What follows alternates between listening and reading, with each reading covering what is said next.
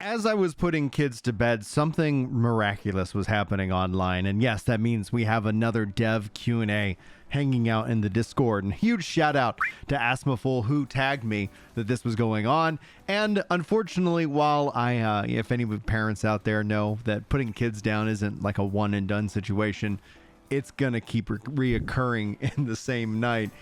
Thomas said, "Say, Ginger, you missed me." But while I wasn't able to ask him a question directly, I have so many answers that he provided in this video for you guys. So welcome in, everybody, and hello and welcome to another No Rest for the Wicked video.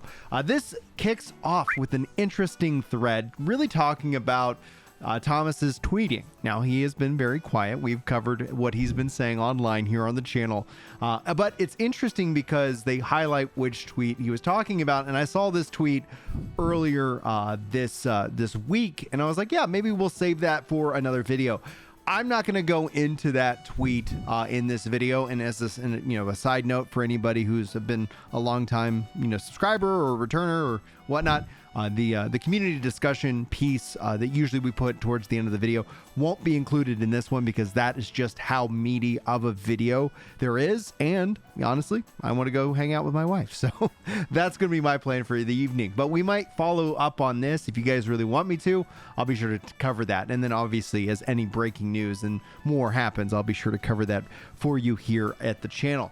Now, this random dev Q&A kicked off because of the most precarious of conversations, talking about, well, maybe Thomas shouldn't tweet so much. And in reference to what he's tweeting about this time, while I saw this, we haven't covered it in a video. I'll be sure to cover it in a future video if you guys want me to talk about it more. But he says, I see so many depressing takes about people who think that we're close to a video game crash, given the recent events in history. Now, I don't think we're headed towards a crash. I think we're seeing a contraction, but I don't think the desire to play games and make games is going away.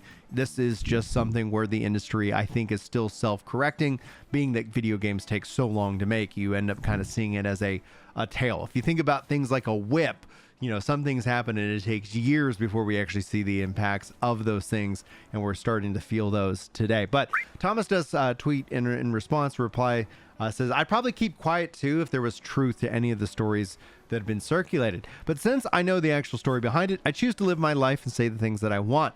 People are way too much into the drama these days thanks to social media. And obviously, social media has been a massive impact on mental health, both for men and for women, especially for kids. So if you're a parent out there, we opened up talking about me being a parent. Keep your kids off the social media. At least let their brains get somewhat more developed before they enter into kind of the arena, if you think about it like that. But I wanted to start with that because I think it's important. We do have so much to talk about. Thomas has shared so many interesting tidbits, answered so many of our questions, and honestly, I really respect the devs for taking time to really be a part of this ever-growing community. So let's kick it off. I think it's important to start with this as one of the biggest kind of things when we leave things hanging out there. When asked about a character wipe, he says, no wipe for now. I do anticipate there is a high potential that before the 1.0 release, there is the chance of a character wipe. Now, personally speaking, I wouldn't mind if they gave us those legacy characters that you could unlock some way in shape or form of the game. But that's just me. I'm still excited and having fun investing in it and knowing that that is a potential in the future. But for now, for the short term, for the medium term perhaps, they are not planning for a wipe. Now, Tom asks, are patches still 2 weeks target, or will we be seeing more time between them? Thomas confirms that we'll increase the time in favor of beefier content updates. So this could roughly mean that they're going to shift to a 3-week patch cycle, or if they do something bigger, a 4 to 6 week patch cycle for the game itself. No word yet if there is going to be a patch next week or not. I do anticipate that we're going to get some news, if nothing else, about a potential date next week. I'm anticipating the 6th or the 7th to kind of coalesce with Summer Games Fest. And speaking of which, guys, I'm going to be live stream reacting to that. So if you guys are subbed to the channel, I'd love to have you here. Be sure to sound off in the comments below, just like Ryan did. Welcome to the channel, Ryan. I'd love to thank you guys so much in the comments. Also, shout out to the females out there who are watching the content. The 3% of you freaking legends are incredible. And also thank you guys so much for the like support on the recent videos. Not really getting back into the 500 range, but I'm sure we'll get there as soon as more exciting news tends to drop. But regardless, let's continue on. Thomas Rice, I think it's for the better. Ultimately, nobody's excited when a patch for an app gets released, but when a new version is out that includes all of these new features that everyone is talking about, and that's a big deal. And here's where things get interesting, and perhaps answering your question of what's going on with the title or the thumbnail of this video, Brian. When asked, are we still expecting multiplayer be for the breach as per the roadmap, Thomas says, we actually did change plans a little bit based off of player feedback. The next bigger thing that we're releasing is turning the Crucible into what we've always wanted it to be. Continuing on saying, I think you guys are going to go totally bananas with this. If we want to shoot for, kind of design-wise bleeping conversations, my idea for the Crucible was always that it was just one endgame mode that we have in Wicked, and that it was supposed to be basically a rogue light. That's why you have the current structure. So that will be the plan. I want people to be able to get the same kick out of the Crucible that they get from a game like Hades. The other thing is that with boons, the system now, it's going to allow them to do much crazier things with the game. And I think that's really exciting to see. And so this kind of starts to hint at what the next patch might entail, which I think will help satisfy some of us players who are hungry for more. And we'll have to wait and see. I cannot wait to break that down with you guys when we get more information. For example, though, he goes to say, I think it might be fun if another Crucible statue were to play like a Survivor game, because those are basically used in the same systems. Kill enough enemies and you get a boon. Meanwhile, more enemy waves spawn, for example. Now, Shazblaster writes, I don't think anyone would appreciate my Halberd build if friendly fire is still a thing. Thomas did mention this in the past, as Davey confirms, and then Thomas does jump in with a reminder. Friendly fire is still very much a thing, to which Carol replies that everybody should run, and Thomas says, yeah, but it's not that crazy. And when somebody said, I can't wait to scream at all my friends, Carol memes out, let's unpack that, shall we? Thomas goes on to say, there is friendly fire, but it's heavily reduced. It's just there so people don't gang up on literally every single enemy without thinking. I honestly don't know why people have such adversity thoughts to this. It's not like you can just shoot all your teammates in most first-person shooter games and throw grenades around and spam like crazy without your teammates taking damage. When asked some of the runes that would be crazy, obviously with friendly fire, and he says, yeah, so you're going to need to communicate that. Which then Captain BG replies, the only concern I have for how large the AoE attacks are, but yeah, some communication and tone down damage would be pretty fun. Thomas just reminds us we should all scream incoming before we drop those bombs on our friends accidentally, he says in quotations. That's me memeing or having a little fun with it. Thomas didn't say accidentally in quotes, for those of you who are just listening to the audio version of this video. All right. When speaking of friendly fire, Zeph wants to know, is a 2v2 a possibility for the arena? And Thomas says, yes, it is. So more information will be flowing in on that hopefully soon.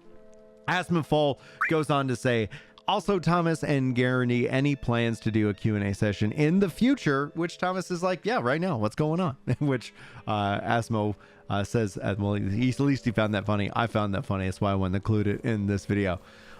When replying to the screaming of incoming, Captain BG says, can't wait for someone to be wearing armor that makes them look like a knife, however you spell it, or risen armor. Sorry, I thought you were going to smack me. Thomas just replied, that could be really fun if they do invasions. I don't know if he's joking around here with that, but it'll be interesting to see if all of a sudden the city isn't safe at all. Anyhow, when asked, both Archer and Mage get a bit of rework in the future. Zeph is saying any official comment on attack speed or the broken agility ring in general. Thomas does confirm we will fix that ASAP. Other enchantments that were screwy should be working now, but attack speed was actually quite involved, so we couldn't get it done for the current patch. Soap says, I've actually had a thought for a couple days now. Since multiplayer will be an integral part of the game in the future, will there be any enhancements or runes that have to do with support actions like healing or damage boosting of allies. Thomas confirms, of course, that's why the heal aura is not just heal in this case. So yes, that is an extra confirmation. Thomas is, and we've covered this in past videos, talking about the multiplayer aspect that you could build, maybe that bard, maybe that healer, maybe that cleric, and I'm all for that. I think it's gonna be interesting to see. Sober Tom asks, one more question as far as uniques go.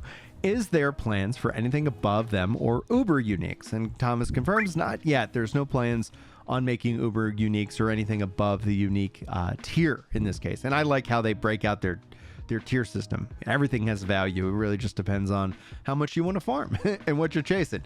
Thomas says, well, actually though, there is one change that there's going to be coming to their items, and that's just where we're going to leave that off. He doesn't follow this up with anything, so we can all start to speculate on what that change might be. I'd love to hear your thoughts if you want to share them. But he does then go on to confirm new weapons are incoming, and we're going to be getting nunchucks in the game, which also looks incredible. When asked about if we're going to get offhand books as weapons, Thomas confirms yes, that they're going to have orbs, books, lanterns, and illuminated frogs, of which I think is really fascinating. I can't wait to see how that looks and plays in the game. When asked, how do you guys go around making weapons? Like, did every weapon have virtual items? And he said, and Thomas confirms, most items are named by me and the story team. And that means they often do have a significance tied in and connection to the story itself. Now, Cass Casino says, this is an unrelated question. Sorry, please don't ban me. I'm curious about. I see you actually speak on Twitter about stuff related to the video game world in general. I've got two friends studying video game development, and their university switched this year from teaching Unity to teaching Godot because of what actually happened with Unity. If you were a video game developer student today, would you recommend learning Godot over Unity? Do you think Godot might actually overtake Unity? This is one nice topic for one of your next threads on Twitter. Knowing the position of the CEO as an important game company that uses Unity, this much could actually be very interesting. Thomas goes on to say, it ultimately actually doesn't matter. Carol confirms this. It's really about learning the tools and what development's all about, and then the tools that you use are just the tools that you do your job. And I can actually confirm this, having worked in a little bit in Unity. Trying to find some time to learn Unreal just for the hell of it. It's just tools, and that's really what it's about. Now, what helps when you go in the gaming industry from place to place is that if you already know how to use said engine and said tools. So whether you decide you want to stick with a Unity or you want to go with Godot or you want to use Unreal, honestly, the best thing to do is study and figure it out. Once you have the understanding of what you're trying to accomplish, you'll be able to figure out really where you want to go from there. Now, Asthma Full says, got to throw out a talent tree question again. Our talent tree is going to introduce some sort of soft class system like a tree focus, a two-handed berserker style, or a dual wielding double dagger stealth rogue style? Or is this just still concept design goal behind the trees in general? Thomas replies, the design goal is to introduce more depth for each level. Instead of just spending an attribute point on this or that, we like to make more interesting choices. Now, Lightning Ragnarok writes, I have a couple questions. Number one, this is oddly specific, but is there any hope on a boss fight on a boat, plague whale, or a rickety whaler energy? Thomas says, this was discussed before. Number two, what does your iterative process look like when taking feedback from players into the finished system? If you can answer that, and how would you balance the game's internal vision with player feedback?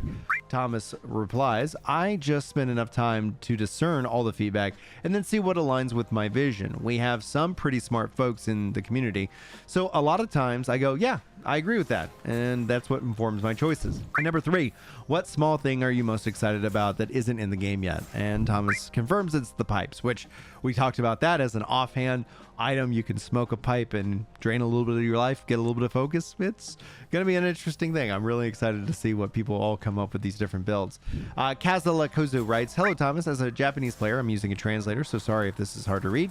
Regarding equipment fixes, I think it's currently extremely difficult to carefully select drop items. Have you thought about an issue of gems where the affix, which could be added to accessories in the game, like Noah, two, that increases the chance that currently equipped equipment will drop? Thomas replies, sort of. We want to obviously introduce more ways and more gems and enchantments as soon as people can make more diverse builds and can have more specially craft exactly the kind of build that they want. When asked about where DirectX 12 is at, Thomas does confirm that the performance team is working on a ton of improvements. Graphics team is also now helping with the CPU stuff, so that way they can get rid of the stutters. Now, Asmafol writes, do you agree or disagree that having the runes of a weapon type, one-handed, two-handed, usable by all weapons in that pool actually reduce the choice players make versus the freedom it allows? One-handed weapons movesets are amazing, but overshadowed by runes. And in that the end, the most meta rune will see the most play, and the weapon will serve as its equipment slot and damage modifier, and that's about it. Thomas does reply, that's just going to require careful balancing. Asmonful follows this up, says, don't you find it a bit jarring seeing a small knife doing crushing leap or a heavy club doing piercing flurry? I was more implying that runes should be a bit more classified, governed to what weapons that they can be applied to allow for a various of different builds. Thomas then responds, yeah, I see your point, but ultimately we want to choose the thing that allows for the most freedom for the player. I mean, I can two-hand a dagger in Souls, and that's pretty cool. So I think that's going to all come back down to a balancing act.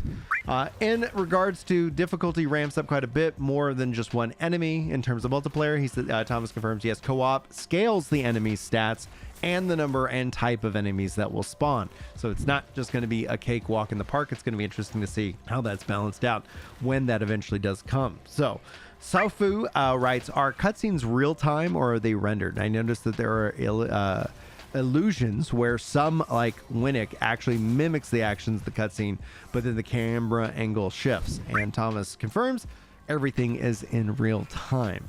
Soap says, big feedback dump, sorry. I think the main problem with the Crucible is the fact that enemies are basically the same and spawn in the same places every time. And the certain point that you might mind becomes a bit of mush when you've done it enough times, especially when that's the most productive thing that you can do in the end game in the current version of the game. Crucible was really fun up until I finally got to level 30 and I treated it more like a tedious chore to get more ichor. The level designs are in it are awesome, and I think that the aspect is definitely one of the best things about it. The groundwork is really strong, but I can't wait to see if improvements on it. Fighting large groups of enemies, like I've had 7 enemies on me before, is also another point of tension for me, and that there's no enemy behavior like that into account. That, hey, maybe this isn't actually kind of impossible for the player, LMAO. A fresh example I look for is Arcana of Time when fighting multiple different enemies. And Thomas replies to Soap saying, yeah, just wait for the update. So I think this does for me confirm that the next update, the next patch, is really going to heavily focus in on Crucible additions and changes. So I'm looking forward to hanging out with you guys and talking about that as well. Thomas goes on to say, I hope that players will be okay with us putting a big focus on the Crucible first. It might just be the most straightforward path to add a ton of depth right away. My thinking is if we can turn this into just a bit something that would give you a ton of hours of playtime, we're golden. Right now the Crucible is a far cry from where it should be, but with all the stuff that we're doing at the moment, I think it's going to be nutty.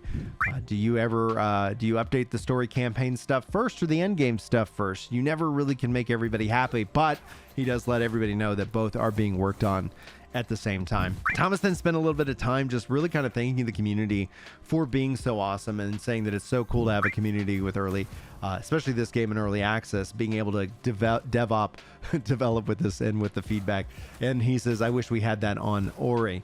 He goes on to say that it's especially nice to see a wholesome community that isn't at their throats. Can't take that for granted these days, especially with the internet anymore. And that's one of the things, like, I want to say something that's really important to me is that if you want to help somebody, you're going to tell them the truth. Like that's to be a truthful person is going to be one of the things that we should all strive to be a people of integrity, be a person of truth. That being said, if you want to help yourself, you tell that person what they want to hear. And it's that I think if you can kind of reflect on it and you can take that and, you know, you don't have to be a jerk about being truthful to somebody, but to be open, honest, and loving to the other person. I think that could actually go a long way. And it's really, you know, all up to us, right? You have to choose that path. And so hopefully you do. Anyway, so yes, I agree that it is nice to see how wholesome the community is. He goes on to say, I just hope ultimately we can craft a game similar to Diablo 2, something that people could play for a decade after we're all done and still get a kick and figure out new things in it without having folks to obviously pay MTX each month as well. But also then going on to confirm that crossplay is absolutely coming to this game. I think that's going to make for a really, really strong community. And he does go on to say it'd be super fun to do a WickedCon with some live events that point to all the Wicked fans that can come, drink, and sing various different songs. Musical things coming to the game? Yes, he's talking about it. So obviously I think that's a little bit far off for now, but I'd love to be wrong, especially with all that.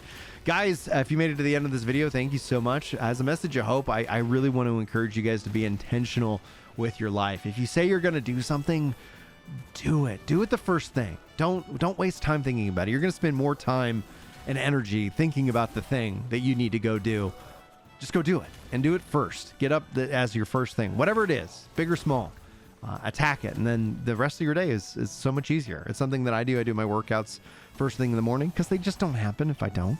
Yeah, it ends up just giving me an overall better day. But it does make me tired, and that's where we are. We're at the end of the video, and it's a late night, so I'm gonna leave you guys all with this. I really cannot wait to hear what you guys think about it. So sound off in the comments. Hit up the Discord. Top link in the description is open. It's free for all. We love to hang out and talk about video games over there as well. And thank you guys so much for your time. Hopefully you enjoyed this video. If you made it all the way to the end, sound off in the comments with Hootie Hoot. Also, shout out for the members. Thank you guys so much for being here. Membership just starts at $3 if anybody's interested.